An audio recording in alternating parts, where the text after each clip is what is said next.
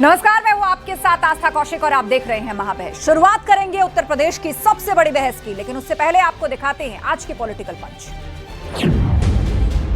आत्मनिर्भर उत्तर प्रदेश बनाने की दिशा में डबल इंजन की भारतीय जनता पार्टी की सरकार के द्वारा किए गए प्रयासों का एक प्रतिफल है कि उत्तर प्रदेश बीमारू राज्य से अब एक्सप्रेस वे प्रदेश के रूप में अपनी पहचान बना रहा है।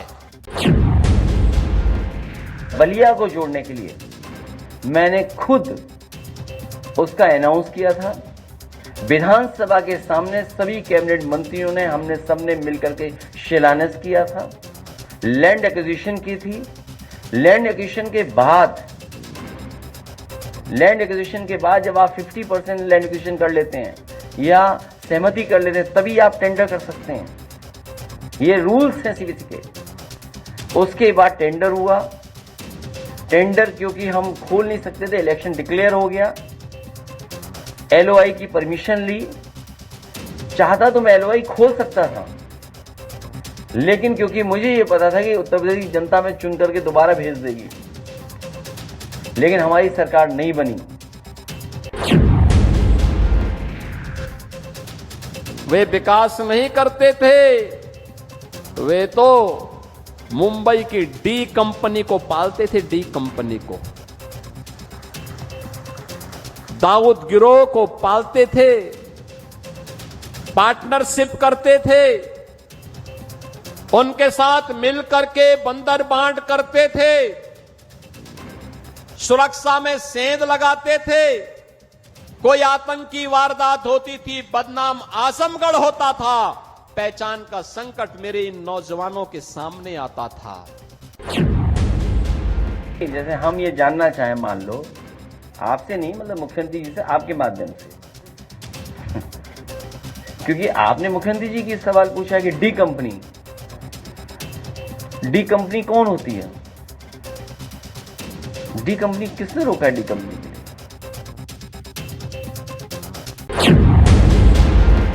जिस प्रकार से समाज को जातियों के आधार पर बांट करके समाज को कमजोर करने का काम, देश को कमजोर करने का काम इन विपक्षी पार्टियों ने किया है, चाहे कांग्रेस पार्टी हो, चाहे समाजवादी पार्टी हो। अब देश के प्रदेश की जनता इनके एजेंडे को समझ चुकी है। आज हम लोग, हमारी सरकार माननीय प्रधानमंत्री जी के नेतृत्व में सबका साथ, सबका विकास, और हमारा संगठन भी सर्वव्यापी है, सर्वस्पर्शी है। और आज भारतीय जनता पार्टी, आप देखेंगे तो श्रीनगर से कन्याकुमारी तक और मुंबई से गुवाहाटी तक सब जगह भारतीय जनता पार्टी का व्यापक जनाधार है। योगा तो आमतौर से सुबह किया जाता है। वो तो दफ्तर का टाइम नहीं होता। या तो सुबह करें लोग बाग, या फिर अपने घर जाके करें। योगा से क्या मैसेज देना चाहते हैं? हम लोगों ने कितनी बार कहा कि आधे घंटे के लिए जुमे की नमाज का भी ब्रेक होना चाहिए। लंच ब्रेक होता, आधा घंटा और बढ़ा दें तो जुमे की नमाज का भी ब्रेक हो जाएगा एक दिन हफ्ते में। उसमें तो बड़ी परेशानी होती है। गोरखपुर लिंक एक्सप्रेसवे के उद्घाटन के मौके पर सीएम योगी आदित्यनाथ ने न सिर्फ उत्तर प्रदेश के विकास की नई उड़ान पर अपना गर्व जाहिर किया, बल्कि पिछली सरकारों पर खुलकर निशाना साधा। सीएम योगी ने कहा कि पिछली सरकारें सिर्फ डी कंपनी को पालती थी, और इससे लेकर अखिलेश यादव ने पलटवार करते हुए कहा कि हमारी डी कंपनी तो डेवलपमेंट वाली है, सरकार बताए उनकी कौन सी है। अब डी कंपनी के नाम पर यूपी में सियासत गर्म है, तो वहीं विकास के मुद्दे पर सीधे योगी वर्सेस अखिलेश दिखा है। आज इसी पर हम महाबहस करने जा रहे हैं, और उसके लिए हमारे साथ पूरा गेस्ट पैनल जुड़ रहा है। हमारे साथ राजेश चौधरी जी हैं, बीजेपी प्रवक्ता, अनुराग भदौरिया जी हमें ज्वाइन करने वाले हैं, सपा प्रवक्ता, प्रियंका गुप्ता जी जुड़ गई हैं, कांग्रेस की प्रवक्ता। इसके साथ ही हमारे साथ विजय उपाध्याय जी हैं, वरिष्ठ पत्रकार। आप सभी पैनलिस्ट का बहुत बहुत स्वागत है। लेकिन उससे पहले नजर डाल लेते हैं महाबहस के सवालों पर। सवाल ये, लिंक एक्सप्रेस वे का उद्घाटन निशाने पर अखिलेश। लिंक एक्सप्रेसवे का उद्घाटन किया सीएम योगी ने, उसी से ट्रैवल किया, और उसके बाद जब संबोधित किया तो एक एक करके सपा सरकार को उन्होंने निशाने पर लिया, और डी कंपनी का जो टर्म उन्होंने यूज किया। उसके बाद अब यूपी की सियासत हाई हो चुकी है। यूपी की सियासत में डी कंपनी वाला आखिर जिक्र क्यों? ये एक बड़ा सवाल बन गया है, क्योंकि सपा ने डी फॉर डेवलपमेंट बताया है और पूछा है कि आप अपने डी को भी इंटरप्रेट कर दीजिए, आपका डी कौन सा वाला है। और सवाल यह भी कि एक्सप्रेसवे वाली उड़ान योगी वर्सेस अखिलेश में घमासान, जिस पर सियासत अब शुरू हो चुकी है। तो चलिए चर्चा की शुरुआत करते हैं और सबसे पहले सवाल जो है राजेश चौधरी जी आपसे ये, अब समाजवादी पार्टी ने तो कह दिया है कि उनका तो डेवलपमेंट कंपनी से मतलब है, D4 यानी डेवलपमेंट। आप बताइए आपकी कौन सी डी कंपनी है? देखिए, समाजवादी पार्टी का डेवलपमेंट तो उत्तर प्रदेश की जनता ने 2012 से 2017 तक देखा है किस तरह से उत्तर प्रदेश में भ्रष्टाचार हुआ, दंगे हुए, अराजकता हुई, लॉ एंड ऑर्डर की स्थिति बद से बदतर हो गई। उत्तर प्रदेश को बीमारू राज्य उन्होंने बना दिया। ऐसा लगता था उत्तर प्रदेश का पता नहीं क्या हाल होगा। 2017 के बाद जिस तरह से उत्तर प्रदेश आज तरक्की कर रहा है, उत्तर प्रदेश आज देश का सर्वाधिक एक्सप्रेसवे वाला राज्य बना है। उत्तर प्रदेश आज देश का सर्वाधिक एयरपोर्ट वाला राज्य बना है। उत्तर प्रदेश के अंदर एशिया का सबसे बड़ा एयरपोर्ट जेवर में बनकर के तैयार हो गया, बहुत शीघ्र शुरू होने वाला है।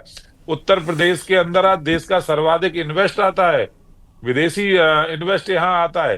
तो आज उत्तर प्रदेश ने अपनी पहचान को बदला है। उत्तर प्रदेश आज बीमारू राज्य से उत्तर प्रदेश की ओर बढ़ा है। उत्तर प्रदेश की लॉ एंड ऑर्डर की स्थिति अच्छी हुई है और उत्तर प्रदेश में आकर के आज आदमी अपने आप को सुखी और सुरक्षित महसूस करता है।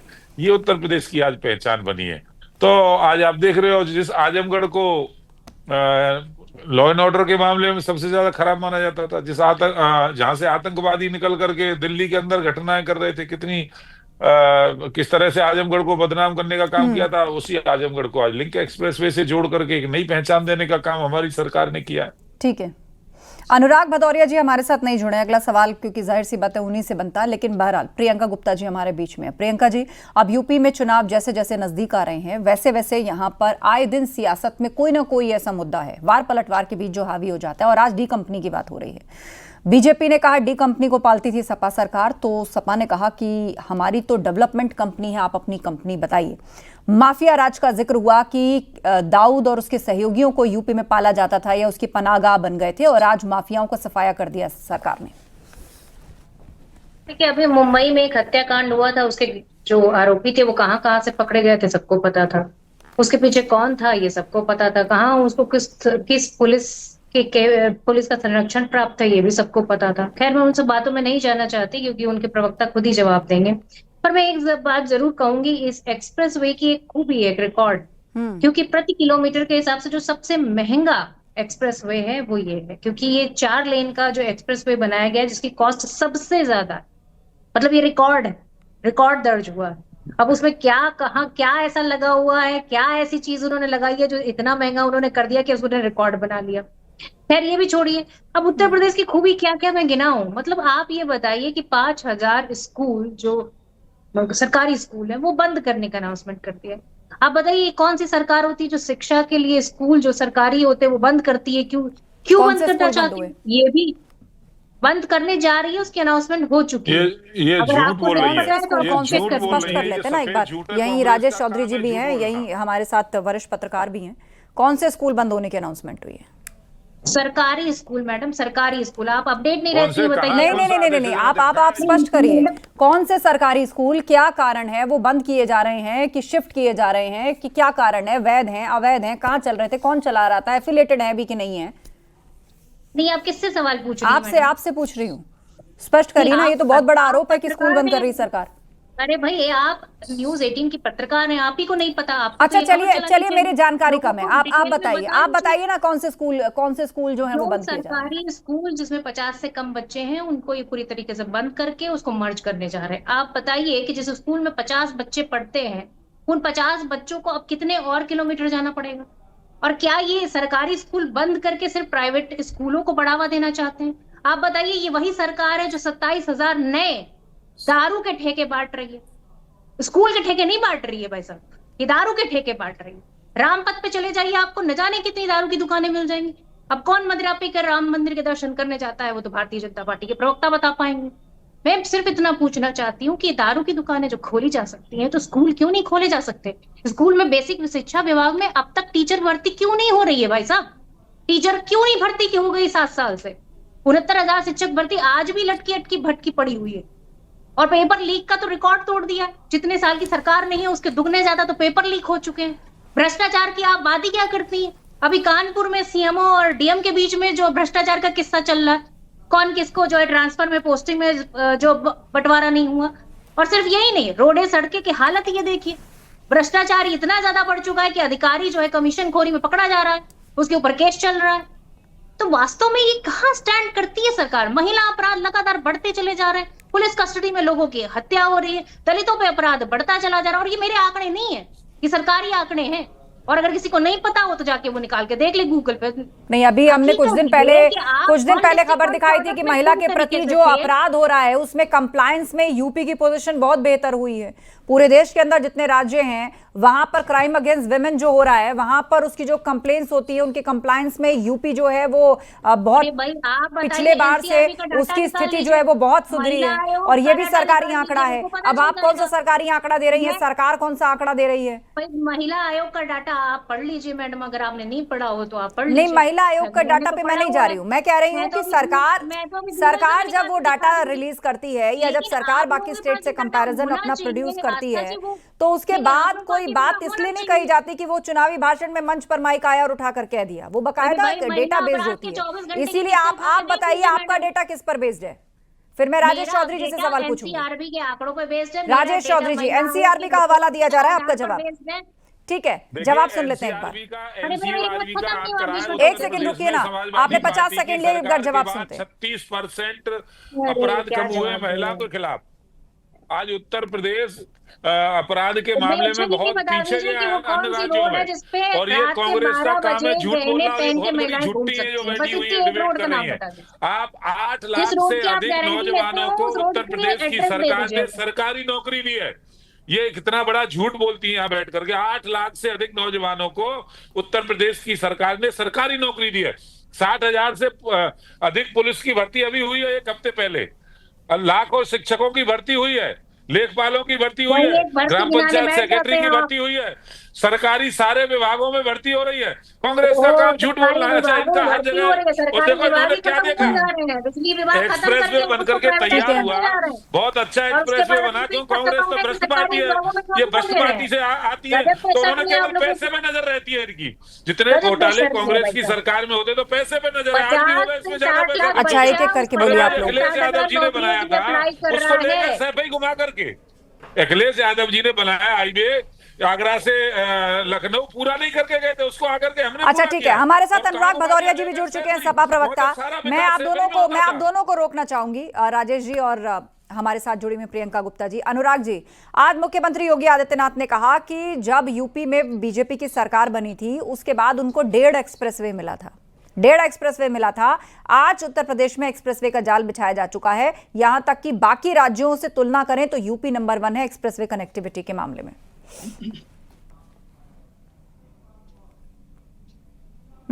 आप तक आवाज पहुंच रही है अनुराग जी? चलिए कुछ तकनीकी दिक्कत है, लेकिन उससे पहले विजय उपाध्याय जी से भी एक टिप्पणी ले लेते हैं। विजय जी, ये डी कंपनी और ये एक्सप्रेसवे का जो क्रेडिट वॉर है, ये एक बार फिर से मुझे जीवित होता हुआ दिख रहा है। हमने देखा था इससे पहले भी जब चुनाव हुआ था 2022 में उत्तर प्रदेश के अंदर, और अब 2027 की बारी आ रही है। नहीं, देखिए, डी कंपनी का मतलब मुझे लगता है शायद क्राइम की बात की है मुख्यमंत्री जी ने। और डी कंपनी तो दाऊद इब्राहिम लंबे समय से पाकिस्तान में है और वो जिंदा है कि मर गया किसी को पता नहीं। लेकिन एक दौर मुंबई क्राइम वर्ल्ड का था जिसमें यूपी का काफी नाम जुड़ता था, और मोस्टली उसमें चूंकि उसके कुछ रिलेशन आजमगढ़ में थे, उसके भाई की एक ससुराल है यहाँ पे, तो यहाँ से भी शूटरों का जिक्र हम लोग करते रहते थे। और शूटर जाते भी थे, अबू सलेम तो आजमगढ़ का ही है जो उसका कभी दाहिना हाथ। तो एक दौर था और वो दौर जा चुका है। अब बात ये है कि एक्सप्रेसवेज बहुत जरूरी थे, काफी पहले बन जाना चाहिए था, लेकिन उत्तर प्रदेश में बहुत देर से बनना शुरू हुए। पहला एक्सप्रेसवे जो यमुना एक्सप्रेसवे, जिसका पहले नाम ताज एक्सप्रेसवे था, वो 2002 में बनना शुरू हुआ और बन के तैयार हुआ 12 में। हालांकि वो प्राइवेट सेक्टर का था, लेकिन बहुत लंबा वक्त लग गया, 10 साल लग गए। दूसरा एक्सप्रेसवे जो बना वो करीब 22-25 महीने में सपा की सरकार में बना, और वो लखनऊ आगरा एक्सप्रेसवे निश्चित तौर पे एक शानदार एक्सप्रेसवे बना। और उत्तर प्रदेश में एक्सप्रेसवेज की 2008 परिभाषा उसने में बदल शुरू दी। हुआ था यमुना एक्सप्रेसवे, अब उसी के 2008 बाद में, आप 2002 देखिए में कि नहीं हुआ। 2017 तक 2 एक्सप्रेसवे होते हैं और जो 2008 आज में भी लोग बनना तारीफ शुरू इसको हुआ। करते डेढ़ हैं डेढ़ आगरा कहा जा लखनऊ रहा है। एक्सप्रेसवे चल की। ठीक है, अनुराग जी हमारे साथ जुड़ गए हैं, उन्हीं से टिप्पणी लेते हैं। अनुराग जी, मेरी आवाज पहुंच रही है आप तक? जी, आपके आ रही। आज सीएम योगी ने कहा कि जब बीजेपी की सरकार बनी थी तो 1.5 एक्सप्रेसवे मिला था। आज जाल बिछ चुका है कि पूरे देश में नंबर 1 है यूपी एक्सप्रेसवे कनेक्टिविटी में। देखिए, जहां तक कि उत्तर प्रदेश में समाजवादी पार्टी की सरकार का सवाल है, तो आप आजमगढ़ की अगर बात कर लें, जहां से लिंक रोड का उद्घाटन किया गया, ये पूर्वांचल एक्सप्रेसवे की नींव किसने रखी थी? 80% जमीन एक्वायर समाजवादी पार्टी करके गई थी। बाद में सरकार बदली, प्रोजेक्ट पूरा हुआ। लेकिन आप देखिए, एक लखनऊ आगरा एक्सप्रेसवे देख लीजिए और आजमगढ़ जो एक्सप्रेसवे बना है उसकी क्वालिटी देख लीजिए, हमें बताने की जरूरत नहीं है। एक बात। दूसरी बात, आजमगढ़ में मेडिकल कॉलेज किसने दिया? समाजवादी पार्टी सरकार में। आजमगढ़ में चीन मिल किसने लगाई? समाजवादी पार्टी सरकार में। आजमगढ़ को मंडल किसने बनाया? समाजवादी पार्टी सरकार में। आजमगढ़ के अंदर में जो कलेक्ट्रेट नया बना किसने बनाया? समाजवादी पार्टी सरकार में। अगर समाजवादी पार्टी सरकार में मेडिकल कॉलेज से लेके, चीन मिल से लेके, कलेक्ट्रेट से लेके नई जेल किसने बनाई? समाजवादी पार्टी सरकार ने। और आजमगढ़ के डिस्ट्रिक्ट को चारों लाइन से अगर किसी ने जोड़ा है तो समाजवादी पार्टी सरकार ने जोड़ा है। अगर आप आजमगढ़ की बात हो गई, अब आप बात कर लीजिए लखनऊ या पूरे उत्तर प्रदेश की। पूरे उत्तर प्रदेश के अंदर में हर डिस्ट्रिक्ट को 4 लाइन से जोड़ने वाले समाजवादी पार्टी सरकार है। और गांव का जो हमने ग्राम का विकास किया उसमें लोहिया आवास के नाम से और जनेश्वर मिश्र ग्राम आवास के नाम से हमने गांव के अंदर पक्की रोडें बनवाई, सड़कें बनवाई, लाइट लगवाई, घर बनवाए, क्यों बसी आपकी सरकार में? ये भी सवाल आप पर उठाया गया। अरे सुन ले, स्कूल बनवाए। उसके बाद आप देखिए हर जगह मेडिकल कॉलेजेस बनवाए हमने यहाँ पे स्टेडियम बनवाए बड़े बड़े, हमने 100 डायल पुलिस सिस्टम मजबूत किया, हमने यहाँ पे पुलिस सिस्टम 1090 महिला सुरक्षा के लिए हमने बनाया, 108 एम्बुलेंस बनाया, जिससे कि गांव गांव में घर घर में कोई बीमार होगा एम्बुलेंस तुरंत पहुंच जाता है। ठीक है अनुराग जी, मैं अब आपके सवाल पर आ रही हूँ कि डी कंपनी क्यों बसी यूपी में? ये भी आरोप है कि आपने डी कंपनी बना दी यूपी में। नहीं, ये तो देखिए आरोप किसी का लगाने, हम आप किसी के बारे में कुछ भी बोल दो, भैया अपना विकास गिनाओ ना, जैसे मैं विकास गिनाता हूं। नहीं, वो तो कह रहे हैं ना कि 1.5 एक्सप्रेसवे मिला था, हमने जो है वो नंबर 1 बना दिया। पूछना चाहता हूं कि भारतीय जनता पार्टी सरकार ने कहा था 75 लाख रोजगार के हिसाब से देंगे प्रत्येक साल। कितना रोजगार देती है जरा बता दीजिए आप। ले लिए 75 लाख के हिसाब से कैलकुलेट कर लीजिए कितनी इंडस्ट्रीज उत्तर प्रदेश में आई। आपने लगातार यहाँ पे समिट कराई, इन्वेस्टर समिट कराई, कितना यहाँ पे लगा कि इन्वेस्टमेंट हुआ, जरा हमें बता दीजिए। कहाँ पे रोजगार मिल गया उत्तर प्रदेश को, हमें बता दीजिए। हमने कैंसर हॉस्पिटल, सुनिए कैंसर हॉस्पिटल बनाया था, ठीक है, एक एक करके जो बातें आपने उठाई हैं उसको पहले जवाब दीजिए। कैंसर हॉस्पिटल कितने दिन तक बंद? अच्छा चलिए, ये लेट जुड़े हैं, 10 सेकंड और पूरा कर लीजिए। 10 सेकंड लेकिन अनुराग जी फिलहाल के लिए। एक बार सुनिए, जनेश्वर पार्क किसने बनाया? समाजवादी पार्टी सरकार। इन्होंने कितने पार्क बना दिए? लोग सुबह घूमने जाएंगे या योगा करने की बात करते हैं, योगा कहाँ करेंगे? पार्क के लिए बनाया आपने? जनेश्वर पार्क से लेकर लोहिया पार्क सब समाजवादी के बने हुए। तो आपने कोई पार्क डेवलपमेंट नहीं किया। बच्चों के डेवलपमेंट के लिए मिनी स्टेडियम बनाने की बात की हमने। ठीक है, चलिए विराम दीजिए, कुछ देर सांस को विराम दीजिए, मैं फिर लौटूंगी। राजेश चौधरी जी आपका जवाब। देखिए, समाजवादी पार्टी ने आगरा लखनऊ एक्सप्रेसवे शुरू किया। भ्रष्टाचार का सबसे बड़ा उदाहरण वही है, किसानों से अरे भैया कुछ भी मुंह खोल के बोल देते हो। समाजवादी पार्टी के लोगों ने उत्तर प्रदेश बोले दीजिए ना, आपने पूरी लिस्ट गिनवाई है अनुराग जी, आपने पूरी लिस्ट गिनवाई है कि हमने क्या क्या किया, क्या क्या बनाया, जिसके बाद आपकी सरकार चली गई। अब राजेश चौधरी जी उस पर जवाब दे रहे हैं, मैं फिर समय दूंगी काउंटर का। बोलिए राजेश जी। भ्रष्टाचार चरम सीमा पे है, देख लीजिए आजमगढ़ के अंदर अपराध का देखिए जनता कितनी परेशान है, त्राहिमाम है जनता। उत्तर प्रदेश में भ्रष्टाचार उत्तर प्रदेश में देखने को मिल रहा है। और इन्हीं के देखिए कैसे रोड की क्वालिटी देख लीजिए आप, कितनी रोड की क्वालिटी कैसी है, जरा हाथ से सड़क तो पड़ जाती है, बारिश होते ही उसके बूंद टपकते ही रोड टूटने लगती है। और आप कह रहे हो एक एक करके बोलिए आप लोग। भाई रोड का भ्रष्टाचार देखिए आपने, कैसी रोड की क्वालिटी आपने देखी। अनुराग जी आप लेट जुड़े, सारी कसर आप एक ही मिनट में निकाल लेंगे। औरों की भी बात सुन लीजिए, औरों की भी बात सुन लीजिए ना। औरों की बात कैसे सुन लेंगे? झूठ बोलेंगे। क्यों नहीं सुन ले? आपने सवाल खड़े किए, उनसे जवाब सुनिए, फिर बोल लीजिएगा। डिस्पेंसरी बनाई है, किस गांव में उन्होंने स्टेडियम बनाया है, किस गांव में ग्राम सभा में उन्होंने स्कूल बनाया है। एक सेकंड, ऐसे बहस नहीं चलती। मर्जर करने की बात कर रहे हैं। कट इट, ऐसे बहस नहीं चलती है। आप दोनों शांत रहिए। राजेश जी, अनुराग जी, आप दोनों शांत हो जाइए। मैं जब नाम लूंगी जिससे सवाल पूछूंगी उसकी आवाज जाएगी। प्रियंका गुप्ता जी को मैं लेकर आना चाहती हूँ। नहीं, मैं फिर लौटूंगी आप दोनों के पास। ऐसे एक दूसरे के बीच में आप काउंटर नहीं, ऐसे आप काउंटर आर्ग्यूमेंट्स करेंगे तो बात आपकी भी स्पष्ट नहीं जाएगी। ये आपको पता ही होगा। टीचर नहीं आते, टीचर आते। ठीक है अनुराग जी, एक सेकंड रुक जाइए। प्रियंका गुप्ता जी, बारिश होती तो कैसे माफियाओं का सफाया कर दिया, और आज जो इस तरह की माफियागिरी या महिलाओं के प्रति अपराध करता है तो उसका टिकट कंफर्म हो जाता है। ये कहा उत्तर प्रदेश के मुख्यमंत्री ने आज। देखिए, महिलाओं के खिलाफ अपराध अगर कोई गरीब आदमी करेगा तो उसका इनकाउंटर भी हो जाएगा, पर जब कोई रसूखदार करेगा तो उसको पुलिस छू भी नहीं पाएगी, उसको बचाती घूमेगी। तो हकीकत ये है कि ये सरकार पूरा तरीके से दोहरा चरित्र अपनाती है। गरीबों की झोपड़ी तोड़ने में दर्द नहीं होता, पर तो अमीरों के महल तोड़ने में बड़ा दर्द होता है। अब आप इनसे ये पूछिए कि ये जो इन्वेस्टमेंट समिट की थी उसमें कितना राजेश जी, उनकी बात सुनिए। खाना गाने लगेंगे, बता नहीं पाएंगे। अभी इनसे मैं वो रोड पूछ रही थी, वो जगह पूछ रही थी कि वो महिलाएं कहाँ सुरक्षित है, जेवर पहन के रात के 12 बजे घूम सकती हैं, पर ये इधर उधर की बात करेंगे, ये नहीं। राजेश जी, उनकी बात सुनिए, आपको मौका मिलेगा बोलने का। बात सुनिए प्रियंका जी, ये नहीं बता पाएंगे, इधर उधर की बातें करेंगे। इनसे मैं पूछूंगी स्मार्ट सिटी कहाँ है, तो ये इधर उधर की बातें करेंगे, नहीं बता पाएंगे। हकीकत ये है कि भारतीय जनता पार्टी पूरी तरीके से नौकरियां जिसकी बात करते हैं, सरकारी नौकरियां, अरे बिजली विभाग को आप प्राइवेटाइज कर देते हैं, उसके पहले बिजली की दरें भी बढ़ाने की बात चल रही है, पूरी तरीके से धांधली चल रही है। आप बिजली की दरें बढ़ा के उसको प्राइवेटाइज कर देंगे, फायदा किसको मिलेगा? फायदा मिलेगा उसको जो ठीक है, शांत रहिए। राजेश जी, आपको अलग से समय नहीं चाहिए बोलने के लिए, राहुल गांधी आपको अलग से समय नहीं चाहिए, आप ऐसे लगातार बोलेंगे। पैनलिस्ट को बात पूरा करने दीजिए। 10 सेकंड प्रियंका जी बात पूरा कीजिए, उसके बाद राजेश चौधरी जी।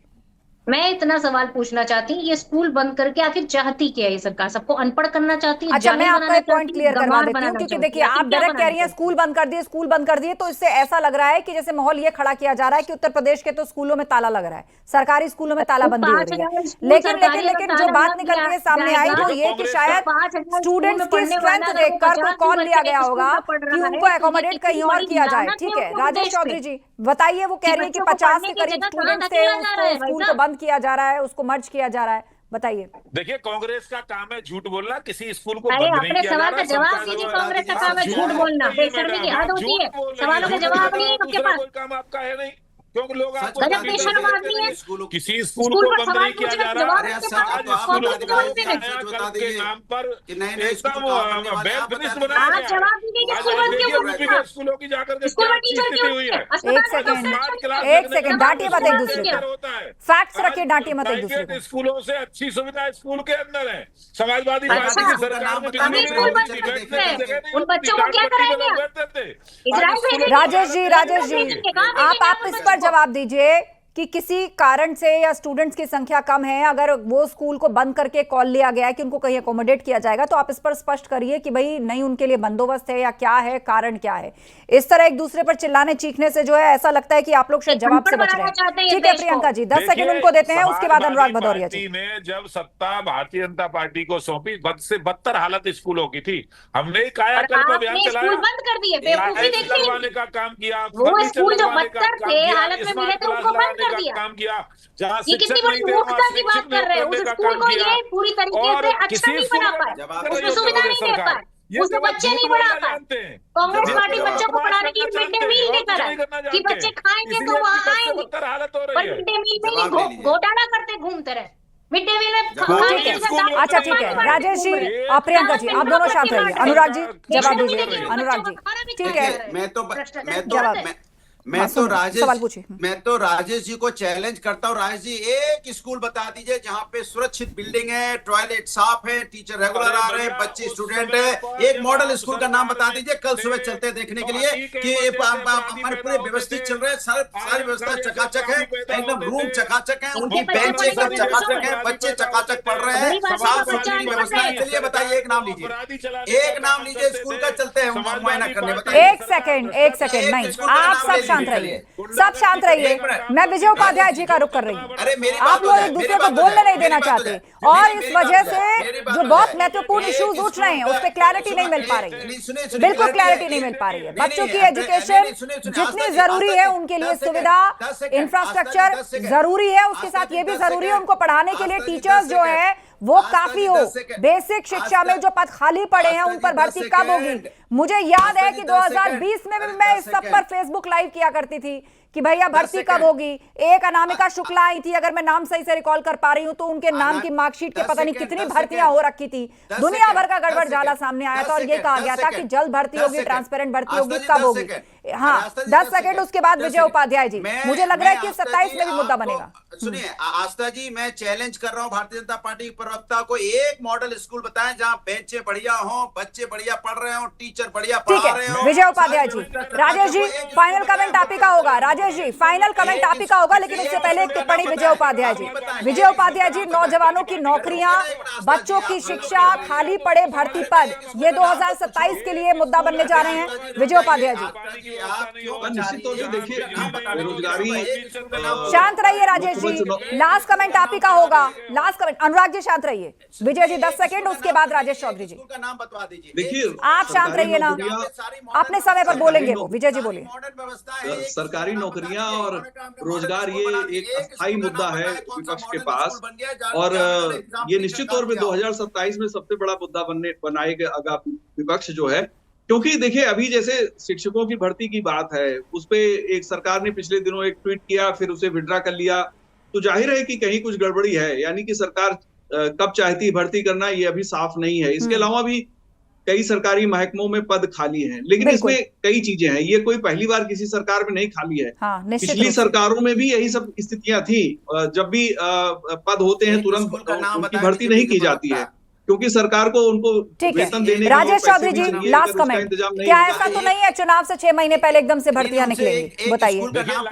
एक स्कूल का नाम बताएं जिसमें मॉडर्न। अनुराग जी शांत रहिए, उन्हें बोलने दीजिए। पहले एक स्कूल का नाम जानना चाहते हैं, इनकी पोल अभी खुल जाएगी। एक स्कूल का नाम पूछ लीजिएगा चुनाव में, अभी उनको जवाब देने दीजिए सवाल।